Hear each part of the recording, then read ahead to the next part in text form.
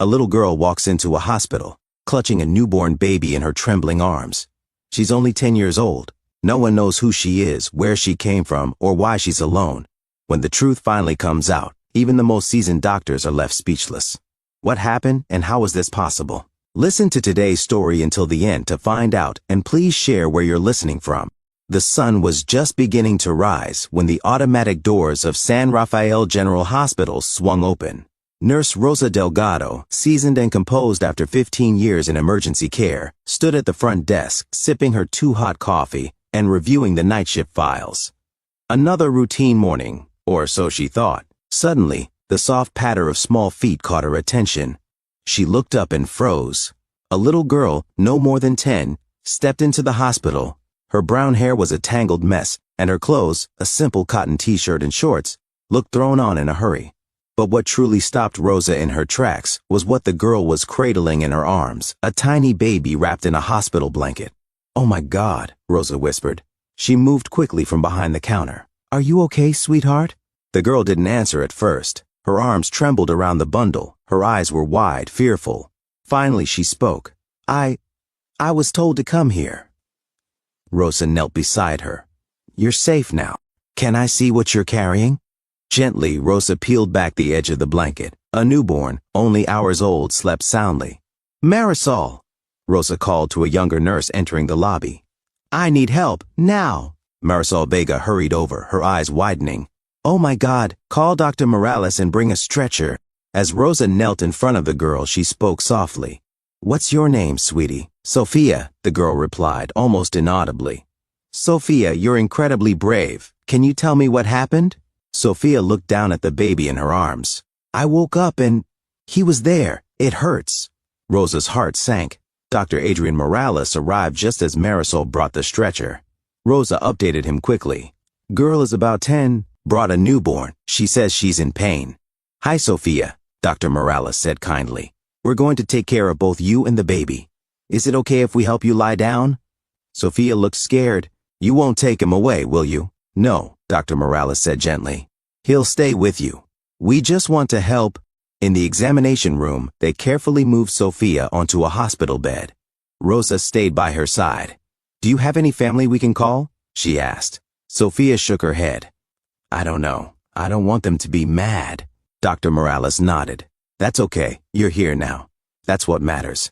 They examined the newborn. "It's a boy," Rosa murmured.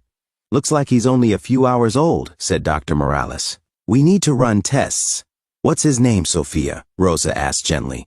Sophia looked at the baby. "Can I name him?" "Of course." After a moment, she whispered, "Emmanuel. Like God with us." A social worker, Teresa Dominguez, arrived at the hospital, her expression a blend of professionalism and compassion.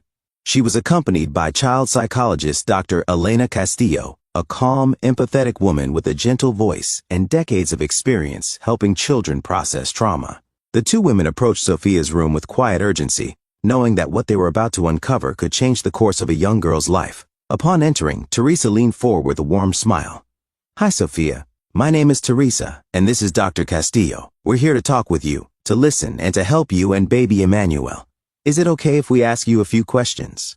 Sophia nodded hesitantly. Dr. Castillo leaned in slightly. "You're very brave, Sophia. Can you tell us who you live with?" "My mom and my stepfather," Sophia answered in a quiet, strained voice. "Do you know where they are now?" Teresa asked gently. Sophia's eyes welled with tears. "They'd be mad. It was supposed to be a secret," she whispered, clutching Emmanuel a little tighter. Dr. Castillo placed a hand gently on Sophia's arm. "You haven't done anything wrong, sweetheart. None of this is your fault.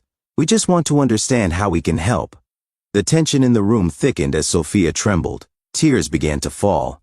"My stepfather, he came into my room, and then the baby was there. I didn't understand. I didn't know what to do." Silence followed her words like a shadow. Even the monitors in the room seemed to hush. Rosa instinctively reached for Sophia's hand, holding it tightly, her own eyes glassy with emotion. No one spoke, but every heart in the room shattered a little.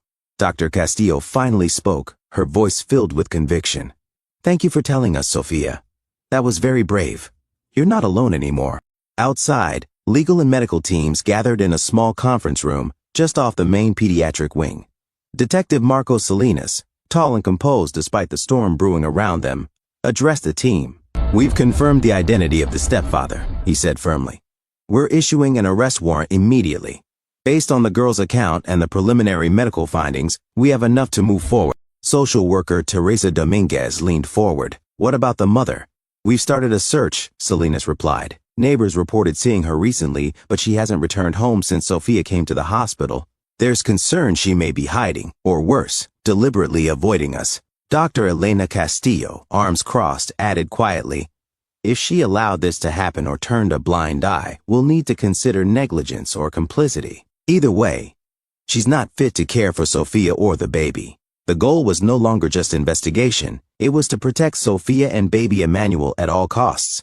Inside, Rosa stayed with Sophia and baby Emmanuel. The girl's bond with the baby was undeniable. She helped feed him, change his diaper, and sang softly to him when he cried. "Will he stay with me?" Sophia asked one evening. Rosa hesitated. "We'll do everything we can to keep you together, sweetheart." The next day, a foster parent arrived, Isabel Herrera. With warmth and grace, she sat beside Sophia. "My husband and I would love to welcome you and Emmanuel into our home. You wouldn't be separated." Sophia looked unsure. "I want to keep him safe. You can help take care of him. But you can also be a kid again. We'll help you with both." Isabel showed her pictures of their sunflower garden. Sophia's eyes lit up. "I like sunflowers." That evening, Sophia asked Rosa, "Do you think I'm a bad person for wanting to keep Emmanuel?" Rosa shook her head. "Not at all. You're a loving, brave girl, and he's lucky to have you." As night fell, the hospital room no longer felt sterile. It was filled with color, drawings, and the quiet presence of love. Staff came in to say hello. A photo album arrived with pictures of Sophia and Emmanuel. A stuffed bear sat beside the crib. Dr. Morales spoke to her before bedtime. "We'll take it one step at a time. But you and Emmanuel, you're not alone anymore." The next morning, a quiet knock on the pediatric wing's conference room door marked the arrival of news that everyone had been anxiously waiting for. Detective Marco Salinas stepped in. "We have confirmation," he said gravely. Sophia's stepfather was taken into custody late last night. He was found trying to cross state lines, likely fleeing once he realized the police were involved. He didn't resist arrest, but he refused to speak. "We're preparing formal charges." Teresa Dominguez, the social worker, leaned forward, concern still written all over her face. "And the mother?" Detective Salinas shook his head. "Still missing. We've canvassed the neighborhood. Some say they haven't seen her since Sophia came here. Others believe she may be purposely evading authorities. At this point, given the evidence and her failure to protect Sophia, we're moving forward to recommend that custody be revoked." "It's heartbreaking," Dr. Elena Castillo added softly, her voice tight with emotion. "A mother's absence in such a crucial moment. Sophia deserves so much better." Back in her room, Sophia sat silently for a moment, absorbing it. "So, he's gone?" Rosa nodded. "Yes, sweetheart. He can't hurt you anymore. And we're doing everything to find your mom, but right now, we're focusing on keeping you and Emmanuel safe." When told, Sophia whispered, "Can we go to Mrs. Herrera's house soon?" "Once you're strong enough," Rosa said. "She's already picking out books for you." Later that night, after feeding Emmanuel, Sophia looked up. "Do you think he'll forget me one day?" "Never," Rosa said softly, "and we'll make sure of that." As Sophia and Emmanuel slept under the soft hospital lights, Rosa sat nearby, watching over them. This was just the beginning, but they were no longer facing it alone. A new family, made of strangers who chose to love, was forming in the quiet shadows of pain. And this time, they would be protected. What would you have done if you were in the doctor's shoes, or even in Sophia's? Have you heard of any such cases in real life? Abuse and incidents as such are often kept quiet inside families, but these little children should have a voice and should not have to go through it. Please let us know in the comments.